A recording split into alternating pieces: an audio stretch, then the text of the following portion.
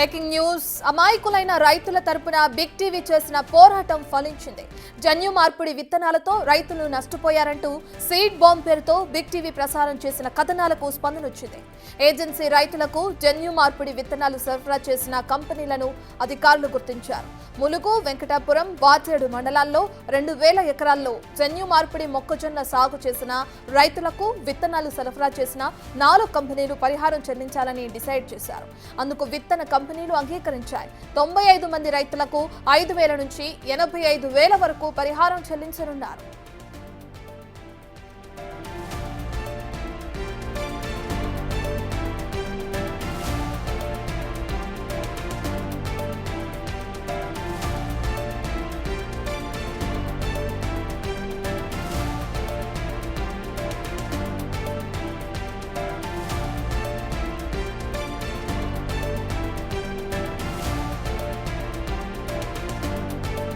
ఇక జన్యు మార్పిడి విత్తనాల వల్ల నష్టపోయిన రైతులకు నష్టపరిహారం చెల్లించాలని దానికి సంబంధించిన యాజమాన్యం నిర్ణయం తీసుకోవడం జరిగింది. దీనికి సంబంధించిన పూర్తి డీటెయిల్స్ అందించడానికి ఇన్పుట్ ఎడిటర్ పవన్ అందుబాటులో ఉన్నారు. రైట్ పవన్, మనం చూస్తున్నాం ఏదైతే బిగ్ టీవీలో ప్రసారం చేసిన కథనాలకి స్పందించి ఇప్పుడు వాళ్ళు నష్టపరిహారం చెల్లించడానికి ముందుకు రావడం జరిగింది. దీనికి సంబంధించిన డీటెయిల్స్ ఏ విధంగా ఉన్నాయి, రైతుల స్పందన ఏ విధంగా ఉన్నాయి? ములుగు జిల్లాలో దాదాపుగా 4,000 ఎకరాలలో రైతులు మొక్కజొన్న సాగు చేశారు. ఆ సాగులో తీవ్రంగా నష్టపోయారు. ఎక్కడ కూడా ఏ పొలంలో కూడా మొలకెత్తని విత్తనాలతో వాళ్ళందరూ కూడా తీవ్రంగా నష్టపోయిన పరిస్థితి. ఇదంతా కూడా కళ్ళకు కట్టినట్లుగా ప్రపంచానికి చూపించింది బిగ్ టీవీ. అక్కడ రైతులు ఏ రకంగా నష్టపోతుంది, ఏ రకంగా మోసపూరితంగా అక్కడ విత్తనాల కంపెనీలు వ్యవహరిస్తుంది, ఇవన్నీ కూడా బిగ్ టీవీ వెలుగులోకి తీసుకొచ్చింది. సీడ్ బాంబ్ పేరుతో వరుస కథనాలను ప్రసారం చేసింది. ఒక పక్క రైతులు అటు వ్యవసాయంలో సాగుబడి కాక దిగుబడి రాక తీవ్రంగా నష్టపోతున్నారు, మరోపక్క అనారోగ్యానికి గురవుతున్న పరిస్థితులు కూడా ఉన్నాయి. ములుగు జిల్లా వెంకటాపురం, వాజేడు ఈ మండలాలలో ఈ పరిస్థితి తీవ్రంగా ఉంది. ఇదంతా కూడా అటు వరుస కథనాలు ప్రసారం చేసింది బిగ్ టీవీ.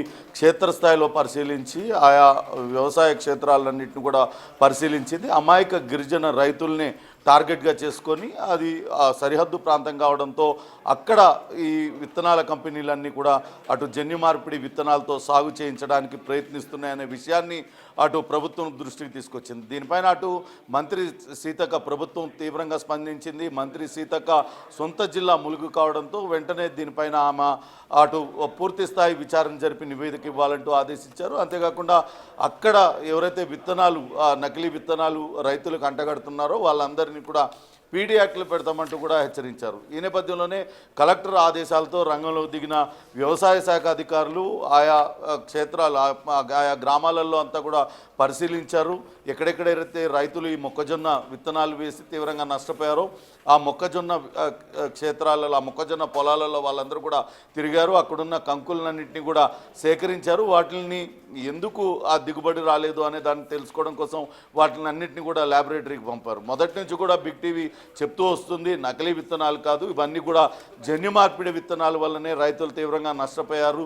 అదొక వాళ్ళు ఒక ల్యాబొరేటరీగా దాన్ని మార్చుకున్నాయి అంతర్జాతీయ విత్తనాల కంపెనీలు అంటూ కూడా మొదటి నుంచి చెప్తూ వస్తుంది. అయితే ఇప్పుడు వ్యవసాయ శాఖ అధికారులు చేసిన క్షేత్రస్థాయి పరిశీలనలో అవన్నీ కూడా వాస్తవాలుగా తేలే 4 కంపెనీలు ఇందుకు బాధ్యులుగా గుర్తించి వాళ్ళని తీవ్ర స్థాయిలో హెచ్చరించారు. మరోసారి ఇటువంటి ఘటనలు పాల్పడినట్లయితే కఠినంగా వ్యవహరిస్తాము, వాళ్ళకున్న లైసెన్సులు రద్దు చేస్తామంటూ వాళ్ళని హెచ్చరించడంతో పాటు ఎంత మేర ఈ రైతులు నష్టపోయారనే దానిపైన సమగ్రమైన నివేదికను తీసుకున్నారు. దాదాపుగా 2,000 ఎకరాలలో మొత్తం 2 మండలాలు అనేక గ్రామాలలో 2,000 ఎకరాలలో ఈ జన్యు మార్పిడి మొక్కజొన్న సాగు జరిగినట్లుగా ప్రాథమికంగా నిర్ధారణకు వచ్చారు. 700 మంది రైతుల్ని ఇప్పటికే గుర్తించారు. వీళ్ళందరితో కూడా కాంట్రాక్ట్ ఫార్మింగ్ చేయించారు. కానీ కాంట్రాక్ట్ ఫార్మింగ్ ఎటువంటి పత్రాలు కూడా ఇటు రైతులకు ఇవ్వకుండా కేవలం వాళ్ళని నోటి మాటగా వాళ్ళందరితో కూడా కాంట్రాక్ట్ ఫార్మింగ్గా చేపించినట్లుగా కూడా అధికారుల దృష్టికి వచ్చింది. ఇప్పుడు ఈ నివేదిక ఆధారంగా అటు విత్తనాల కంపెనీలను గట్టిగా నిలదీయడంతో వాళ్ళందరూ కూడా రైతులకు నష్టపరిహారం చెల్లించేందుకు అంగీకరించారు. దాంతో 700 మంది నష్టపోయిన రైతులందరికీ కూడా నష్టపరిహారం చెల్లించనున్నారు.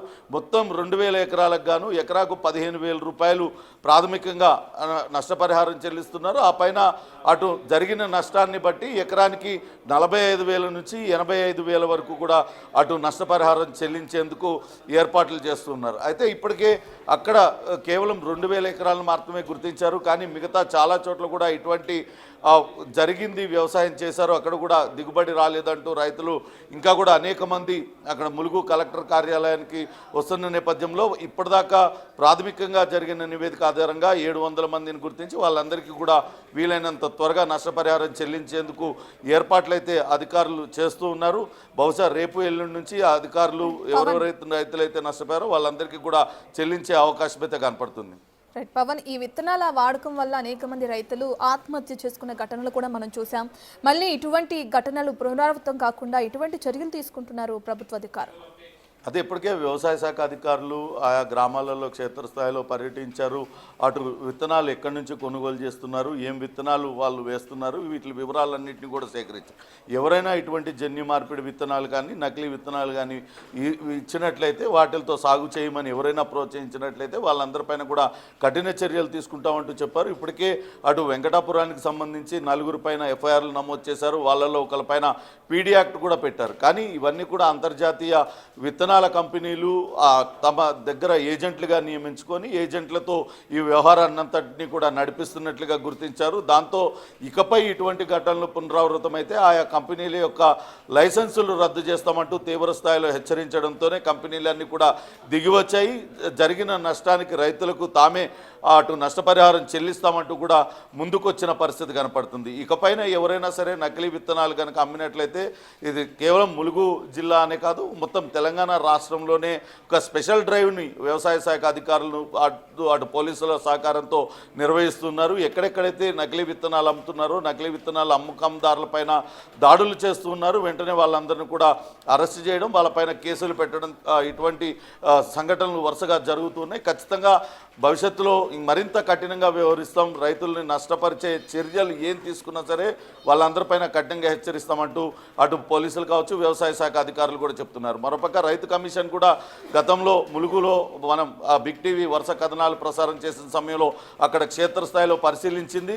నిజంగానే జన్యు మార్పిడి విత్తనాల వల్లనే నష్టపోతున్నారు కాబట్టి ఆ జన్యు మార్పిడి విత్తనాలను తీసుకొస్తున్న కంపెనీలపైన కూడా కఠిన చర్యలకు సిఫార్సు చేసింది. ప్రభుత్వం ఏ రకమైన చర్యలు తీసుకుంటుంది విత్తనాల కంపెనీలపైన అనేది కూడా వేచి చూడాలి. రత్న.